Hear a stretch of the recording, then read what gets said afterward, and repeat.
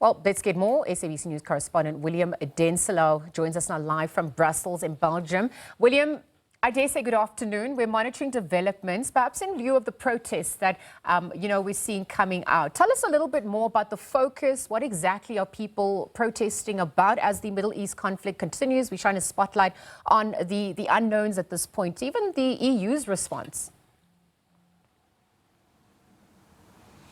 Absolutely. Well, over recent months, really, we've seen periodically protests coming out, especially during those major protests across Iran at the start of the year. People calling for the European Union to do more to put tougher sanctions on the Iranian regime. The EU ultimately did that, slapping the Iranian Revolutionary Guard with that blacklist label, adding them to the designated list of groups that it believes are terrorist organizations. So we certainly saw the EU take action. Now what we're seeing really across parts of Europe, we're seeing people calling in solidarity largely with the Iranian people, calling for their leaders to do more when it comes to supporting civilians on the ground.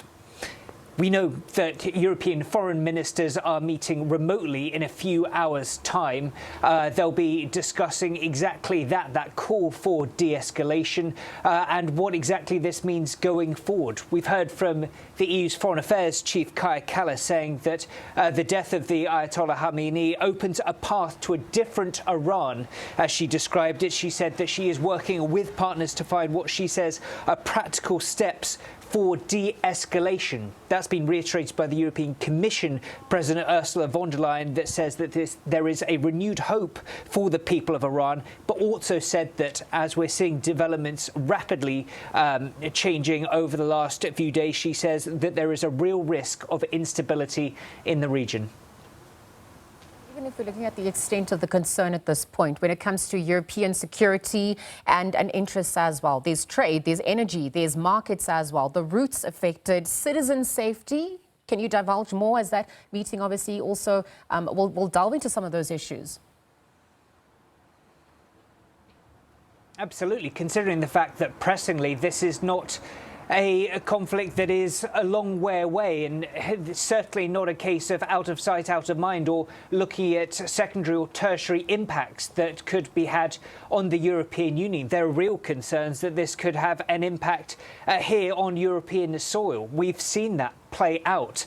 There have been reports from the United Kingdom, John Healey, the UK's Defence Secretary, saying that several missiles were fired by Iran towards Cyprus, of course, a member of the European Union, not just a member, but currently holding the rotating presidency of the European Council. Now, the UK has said that these missiles weren't intended to travel towards Cyprus, but that shows the gravity of the situation that the EU is grappling with, that this is not just about seeing friendly partners for prosperity for citizens on the ground, although that is what we're hearing from officials, a key priority for their meetings and why they are working with regional partners to ensure that civilians in Iran have a chance to shape their own future. But far more immediately, there are real concerns for European citizens as well.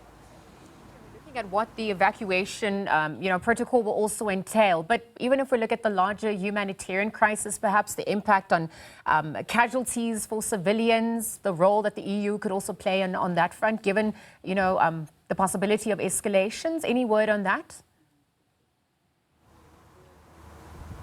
Absolutely. Of course, there are so many European citizens that are currently stationed or on holiday or working in the wider region. So real concerns as far as lawmakers are concerned to make sure that their citizens are safe. That we're hearing is, of course, a priority for any national government to make sure that their own citizens are able to find routes home if needed, or are as safe as possible. As we've seen, images where they are in the UAE or elsewhere in the wider region of real concerns that as missiles continue to fly, this real fear of escalation, and of course the fear that civilians will be caught in the midst, whether they're in Iran or elsewhere in the wider region. So that's certainly a concern. When it comes to humanitarian assistance, the EU has certainly tried to position itself as being that partner to be able to try and foster more prosperity for the region going forward. That is why many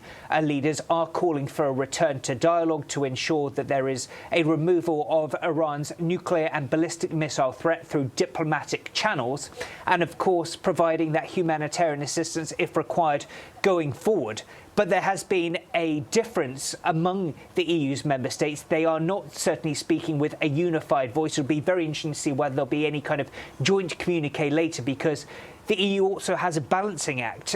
Some member states have been critical of the unilateral action, as they've described it, by Israel and by the United States, without wanting to seem too isolated from Washington's position. We've already heard from one US lawmaker, Lindsey Graham, a prominent US senator, saying that the EU's response has been pathetic. So the EU also has to balance its relationship with the United States very carefully as well.